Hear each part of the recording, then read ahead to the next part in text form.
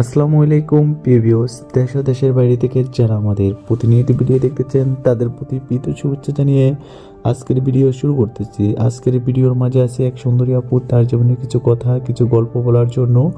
আসলেও আমরা গভর্নমেন্টের অনুমতি নেই, আমরা আপুদের নাম ঠিকানা এবং বয়স জানতে পারবো না। আসলেও ভিডিওতে নাম্বার দেওয়া থাকবে, নাম্বারে আপনারা চাইলে যোগাযোগ করে সব কিছু জানতে পারবেন। তো আপুটি অপূর্ব সুন্দরী এবং দেখতে অনেক সুন্দর, তার জীবনের কিছু কথা কিছু গল্প বলার জন্য আজকের প্রতিবেদনে আসছে।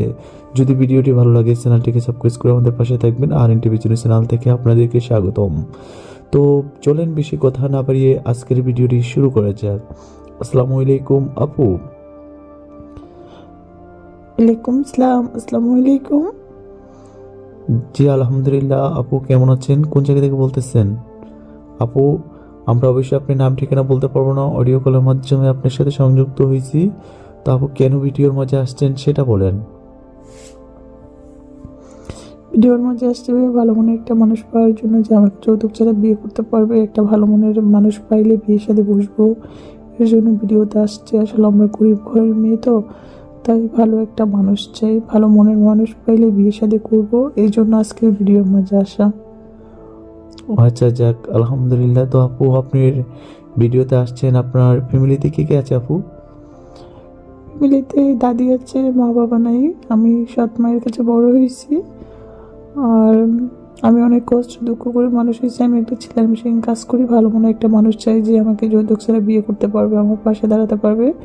আমি আসলে সাহায্য সহযোগিতা করে একজন ভালো মনের মানুষ চাই যে আমাকে হেল্প করতে পারবে।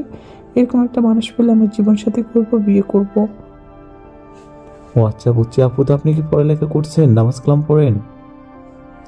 না, আসলে অতটুকু পড়ালেখা করি নাই, এমনিতে মুসলমান। ইনশাল্লাহ অবশ্যই মাঝে মধ্যে নামাজ কালাম পড়ি, অবশ্যই পড়বো। আচ্ছা যাক, আলহামদুলিল্লাহ আপু, বুঝতে পারছি। তো আপু আপনার বয়স কত?